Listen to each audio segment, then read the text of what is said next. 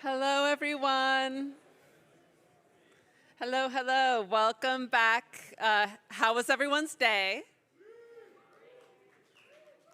Awesome. Glad to hear it.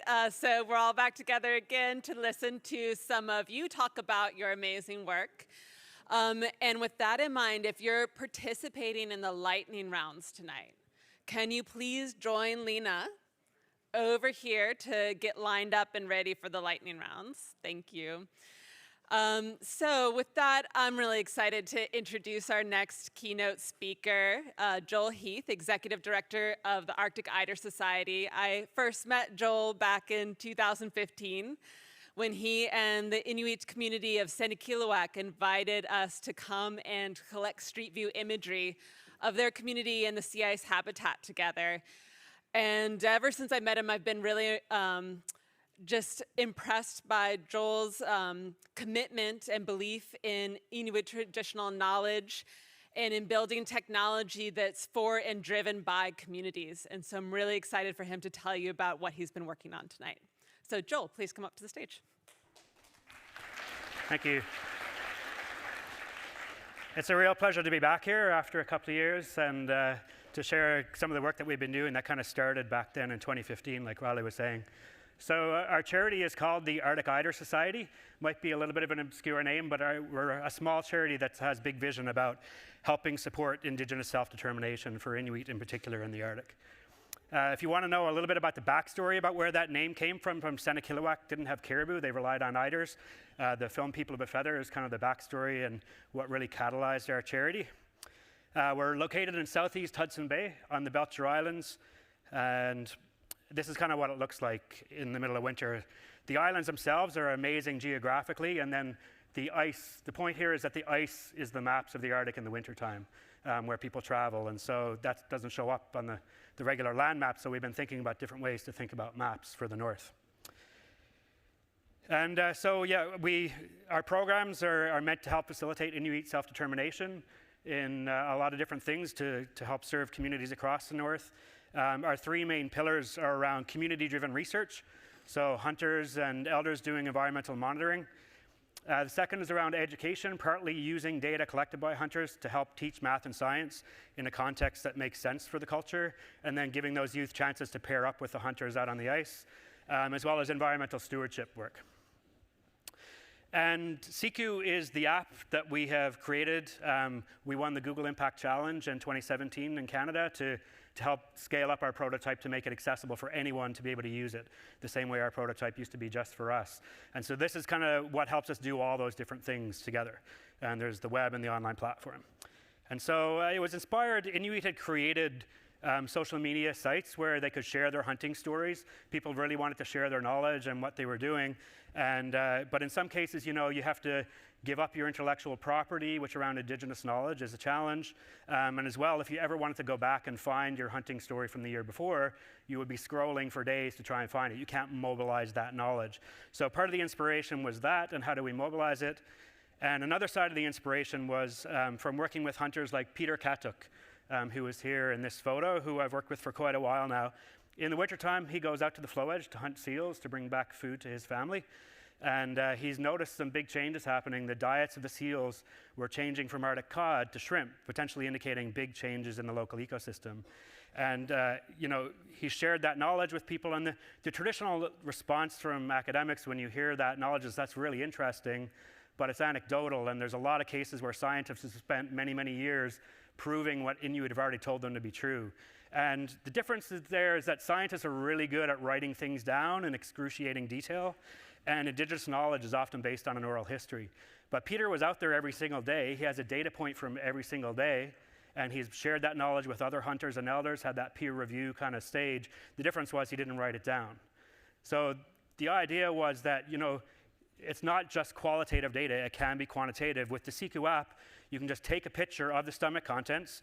So here's an example of a seal stomach right before dinner. Great, lots of shrimp in there, delicious, and sand lance. And so all you need to do is take a picture, and the same way you can tag a person on Facebook, you can tag animals on SIKU. And so that the quantitative data behind his Indigenous knowledge can now be mobilized. And so that was a big inspiration. So there's two sides, the online app and the the online platform and the mobile app, and so we're going to go over the mobile app, which includes the GPS and ways to collect data.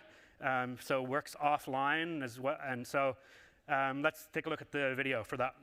So here's the app, and you can see you can choose you saw wildlife, you can choose what species you saw, you can say if you saw one or a group or tracks.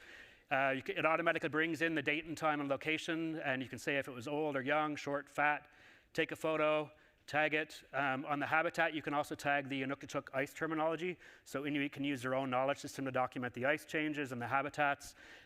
You can go, if it was a hunting story, you can say, I want to take a picture of what it was eating, so you can tag Arctic cod and it shows up in the stomach, and then you can save it. There's also things for unusual, and your default tags and your communities and projects are all brought in there, and you can save it offline so that we can upload it.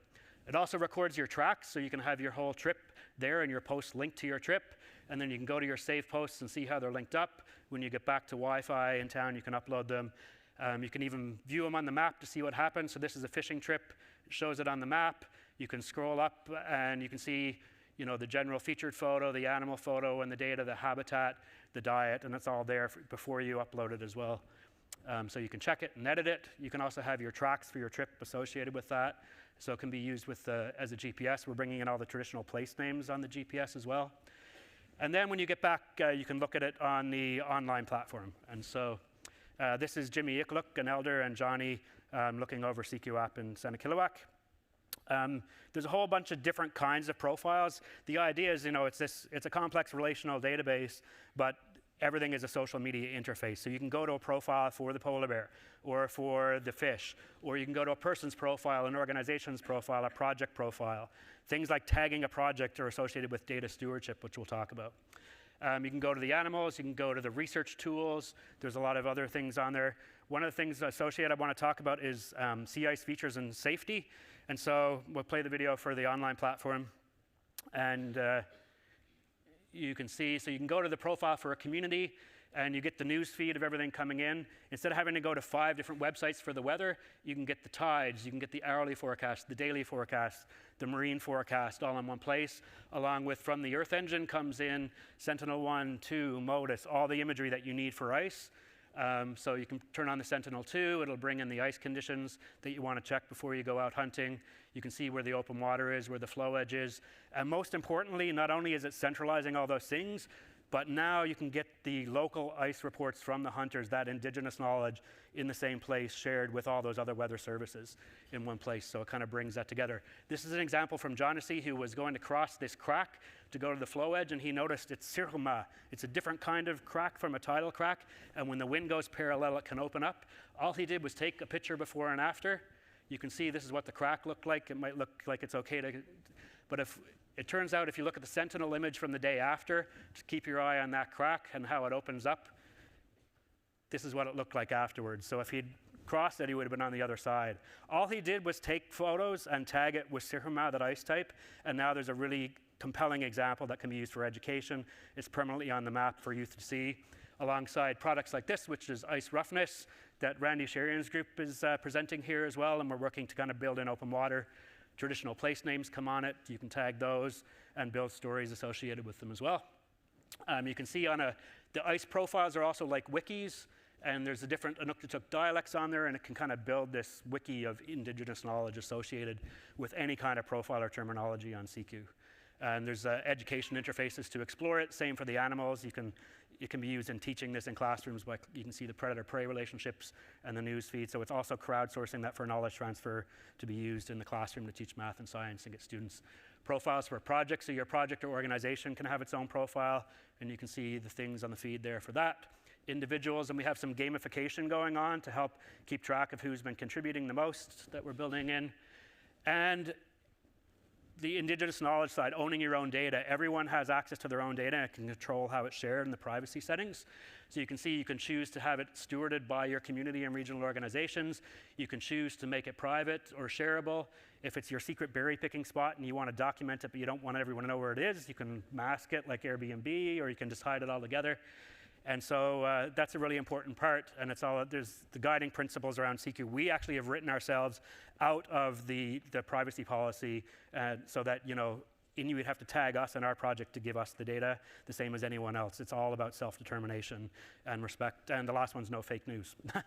And that's it. So we're doing a demo out there. We're doing a build-a-thon, looking to kind of find ways with Google and the Canadian Ice Service and researchers, how can we use automatically process radar imagery to identify where open water is versus ice, and provide that as a value-added product. And we have a demo booth going after this. And Randy's going to be talking a bit more about the ice roughness product tomorrow as well. That's it. Thank you for your time. I don't have time for questions. All right, thank you so much, Joel.